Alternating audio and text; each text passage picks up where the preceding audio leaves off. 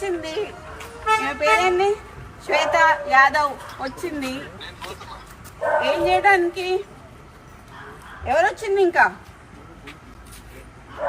మీరే చూడండి అయ్యా. ఇప్పుడు మేము చేసింది ఏంది? మేము కాంగ్రెస్ పార్టీకి లాయల్గా ఉండడం తప్ప, మేము రేవంత్ రెడ్డికి లాయల్ ఉండడం తప్ప. మా అమ్మ మినిస్టర్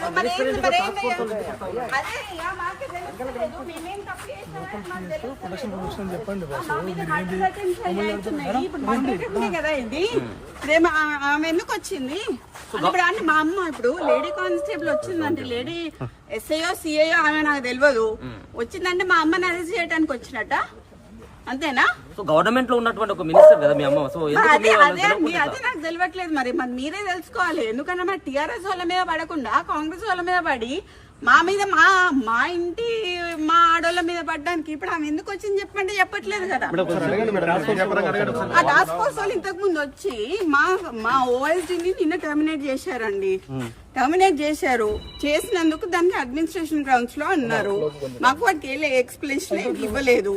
ఆయన ఇక్కడ ఉన్నాడు అని చెప్పి వచ్చారు. ఆయన మా దగ్గర ఉన్నాడు. సరే ఉన్నాక తీసుకెళ్తాను ఒక వారెంట్ ఏం లేకుండా ఆయన మఫ్టీలో వచ్చాడు పోలీసు. నేను ఎట్లా పంపిస్తాను వాడిని? పంపించలేం కదా. నేను అడిగాను టాస్క్ ఫోర్స్ ఏని, మీరు వారెంట్ తీసుకొని రండి ఆవిడని పంపిస్తాను అన్నాను.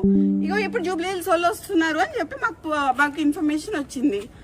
మినిస్టర్ గారు తీసుకెళ్లిపోయారు. ఇప్పుడు వాళ్ళు ఎందుకు వచ్చిందో చెప్పండి. దీంట్లో మా నాన్నని గాని మా అమ్మని గాని మా ఇప్పుడు సుమంత్ అనే అతన్ని గాని అతను మా ఫ్యామిలీ మెంబరు, వాడికి గాని ఏమైనా హాని జరిగితే మాత్రం తీవ్ర పరిణామాలు ఎదుర్కోవాల్సి వస్తుంది గవర్నమెంట్.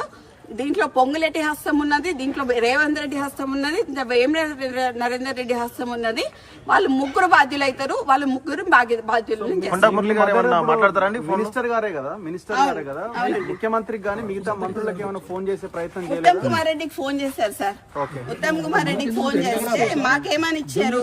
ఉత్తమ్ కుమార్ రెడ్డి ఇచ్చారు కంప్లైంట్ అని చెప్పారు. సిఎంఓ నుంచి ఎవరు ఇప్పుడన్నా మీరు చెప్పిన పేరేంటిది?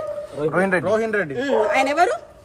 సీఎం కి దగ్గర, ముఖ్యమంత్రి దగ్గరగా ఉంటాడు. అంతేనా? పక్కన ఉంటాడా? ఆయన వచ్చి సుమంత్ ని ఏంటిది మ్యాటర్ అని అడిగిండు డెక్కన్ సిమెంట్స్ గురించి. అడిగితే రోహిన్ రెడ్డి ఆఫీస్ లో సుమంత్ ను రోహిన్ రెడ్డి కలిసి కూర్చొని మాట్లాడి డెక్కన్ సిమెంట్స్ వాళ్ళతో మాట్లాడిండ్రు. దాన్ని బెదిరించుడు అన్నారు. సరే బెదిరించుడు అంటే, ఎక్స్టార్షన్ అంటే, పిస్తల్ పెడితే దాంట్లో రోహిన్ రెడ్డి ఉండాలి, అప్పుడు సీఎం రేవంత్ రెడ్డి కూడా ఉండాలి.